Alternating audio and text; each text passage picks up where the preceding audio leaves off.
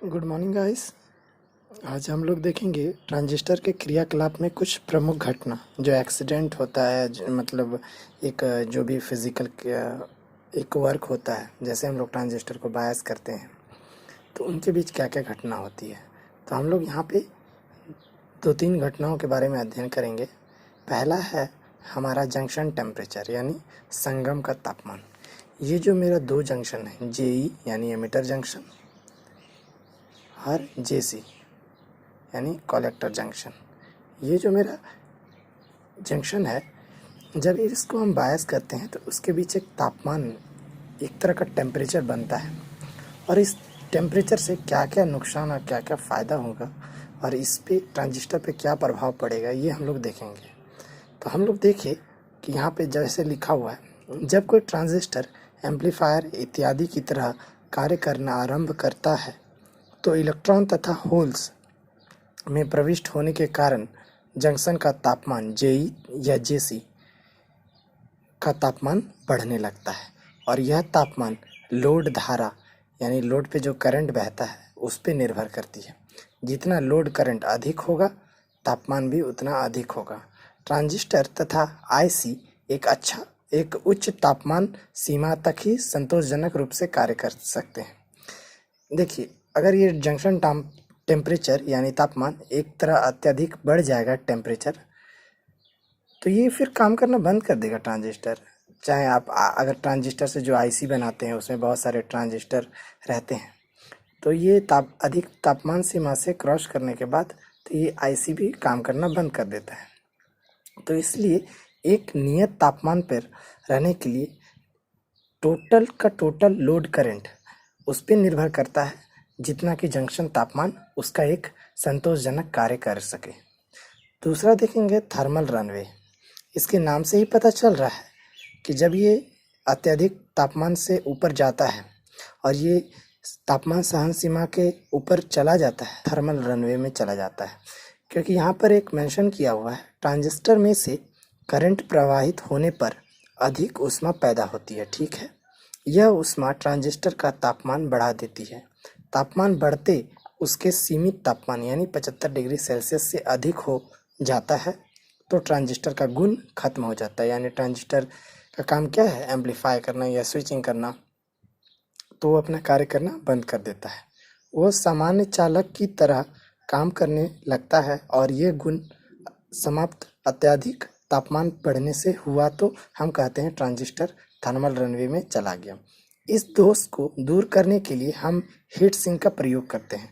आप लोग को मैंने पहले भी बताया था, हीट सिंक जो एल्युमिनियम के मटेरियल होता है उसमें एक ऊष्मा, मतलब ऊष्मा को अवशोषित करने का कोई गुण नहीं होता, वो हीट रेडिएटर की तरह काम करता है। जैसे कि कोई ठंडी एल्युमिनियम की ऐसी प्रॉपर्टी है कि कोई भी ऊष्मा को अपने अंदर रहने नहीं देता, उसको वातावरण में विमुक्त कर देता है। तो हीट सिंक में यहाँ पे देख लेते हैं, जब भी कोई पावर एम्पलीफिकेशन यानी कि पावर ट्रांजिस्टर, बड़े बड़े इंडस्ट्रीज़ में जो ट्रांजिस्टर लगे होते हैं उसको पावर ट्रांजिस्टर कहते हैं।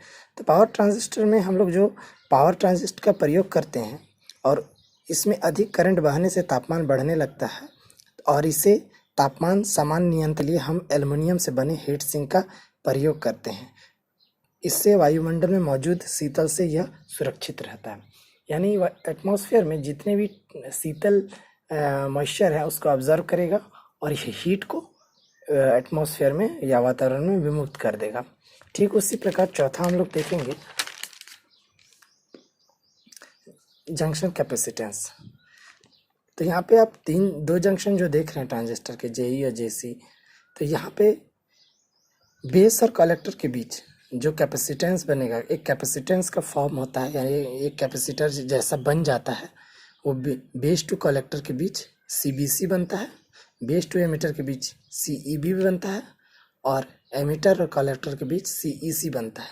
देखिए, इस प्रकार कैपेसिटर बन जाता है। ये होता नहीं है, ये वैसा लंबे देर काम करने से एक कैपेसिटेंस का फॉर्म यानी एक चार्ज स्टोर करने का इन दोनों के बीच में एक गुण आ जाता है। इसलिए यहाँ पे हम लोग ये मानते हैं कि इसके बीच एक कैपेसिटेंस का निर्माण हुआ। तो यहाँ देख सकते हैं, किसी अचालक द्वारा अलग अलग दो चालकों जैसे पी और एन चकतियों या प्लेटों के बीच वोल्टेज देने पर उनके वैद्युतिक आवेश स्टोर करने की क्षमता होती है, अर्थात उनके बीच धारिता यानी कैपेसिटेंस विद्यमान होती है। तो हम कह सकते हैं इसके बीच एक कैपेसिटेंस बना, क्योंकि आवेश स्टोर करने का गुण कैपेसिटर में होता है। पीएनपी तथा एनपीएन ट्रांजिस्टर में 3 प्रकार की कैपेसिटेंस विद्यमान होती है। 3 प्रकार देख लीजिए आप कि बेस और कलेक्टर के बीच सीबीसी, बेस और एमीटर के बीच सीईबी, और एमीटर और कलेक्टर के बीच CEC. Collector base capacitance CBC, CEC collector emitter capacitance और सीईबी बेस एमीटर कैपेसिटेंस। ये कैपेसिटेंस इतने कम परिमाण वाली होती है कि निम्न फ्रीक्वेंसी यानी 3 मेगाहर्ट्ज पर कार्य करने वाली ट्रांजिस्टर पर इसका कोई प्रभाव नहीं पड़ता। 3 मेगाहर्ट्ज तक ट्रांजिस्टर कोई प्रभाव नहीं पड़ता, परंतु अधिक यानी 3 मेगाहर्ट्ज से ऊपर अधिक पर ट्रांजिस्टर ऑसिलेटर परिपथ के द्वारा उत्पादित फ्रीक्वेंसी पर, यानी ऑसिलेटर ट्रांजिस्टर से जब हम ऑसिलेटर बनाएंगे तो वो जो फ्रीक्वेंसी पैदा करेगा ऑसिलेटर, तो वो फ्रीक्वेंसी परिवर्तन हो जाएगा, यानी काम का नहीं रह जाएगा वो फ्रीक्वेंसी आवृत्ति। इसलिए ट्रांजिस्टर का एम्प्लीफिकेशन कार्य बाधित हो सकता है। ट्रांजिस्टर को इस कमी को दूर करने के लिए पॉइंट कांटेक्ट से बने ट्रांजिस्टर का उपयोग करते हैं, क्योंकि पॉइंट कांटेक्ट का फ्रीक्वेंसी बहुत अधिक होता है। इसलिए हम जो 4 विधि बताए थे ट्रांजिस्टर बनाने के लिए, तो पॉइंट कांटेक्ट विधि सबसे फेमस था और उसी का उपयोग जनरली हाई फ्रिक्वेंसी के लिए किया जाता है। लेकिन अभी जो मार्केट में जितने भी आईसीज में अवेलेबल है, वो चौथा मेथड यानी फोटोलिथोग्राफी से जो बनता है, होमोटेक्सियल या ईपीटेक्सियल, उससे उपयोग होता है। लेकिन अधिक फ्रिक्वेंसी पर कार्य करने वाला ट्रांजिस्टर पॉइंट कांटेक्ट से ही बने होते हैं। और एक घटना है, ये घटना बहुत ही इंपॉर्टेंट है, फ्रिक्वेंसी ऑफ ऑपरेशन, यानी ट्रांजिस्टर का जो प्रचालन विधि होगा। किसी ट्रांजिस्टर या आईसी का उपयोग करते समय उसकी प्रचालन आवृत्ति यानी ऑपरेशन फ्रीक्वेंसी मान पर भी ध्यान देना चाहिए कि वह अधिक से अधिक आवृत्ति पर भी ट्रांजिस्टर या आईसी अच्छी तरह से कार्य कर सके, खासकर कंप्यूटर तथा माइक्रो प्रोसेसर आधारित उपकरण में, क्योंकि ये डाटा स्थानांतरित गति को एक जगह से दूसरे जगह स्थानांतरण तय करती है कि कितना तेज आवृत्ति कार्य कर सकता है। जैसे कोई आईसी या ट्रांजिस्टर है, उसका उपयोग अगर हम लोग कंप्यूटर या मोबाइल फ़ोन पे करेंगे तो आप देखते हैं कि एक जगह से डाटा दूसरे जगह कॉपी पेस्ट बहुत तेज़ी से होता है, तो वो उसका फ्रिक्वेंसी बताता है कितना तेज़ी से गया है, हाउ टू फास्ट। तो वो फ्रिक्वेंसी तय करता है कि उतना फ्रिक्वेंसी पर अच्छा तरह कार्य कर रहा है कि नहीं हमारा ट्रांजिस्टर या आईसी, क्योंकि आईसी तो ट्रांजिस्टर से ही बना होता है, इसलिए उसका फ्रिक्वेंसी देखा जाता है। तो आप ट्रांजिस्टर खरीदेंगे तो मैन्युफैक्चरर मेंशन कर देगा ट्रांजिस्टर का आवृत्ति इतना से इतना है। पॉइंट कांटेक्ट से बने ही ट्रांजिस्टर या आईसी का उपयोग उच्च आवृत्ति के लिए करना चाहिए, जैसे कि शॉटकी टीटीएल का फुल फॉर्म होता है ट्रांजिस्टर लॉजिक। आगे चलकर हम लोग इसको डिजिटल में पढ़ेंगे। ECL emitter coupled logic, CMOS complementary metal oxide semiconductor. ये जो 3 नाम हम यहाँ दिए हैं और एक चौथा ये शॉटकी, तो इन तीनों को हम डिजिटल में पढ़ेंगे। लेकिन ये सारे जो हैं सारे किससे बने होते हैं, सिर्फ और सिर्फ ट्रांजिस्टर से बने होते हैं इत्यादि, जो कि गीगाहर्ट्ज पर कार्य करती है।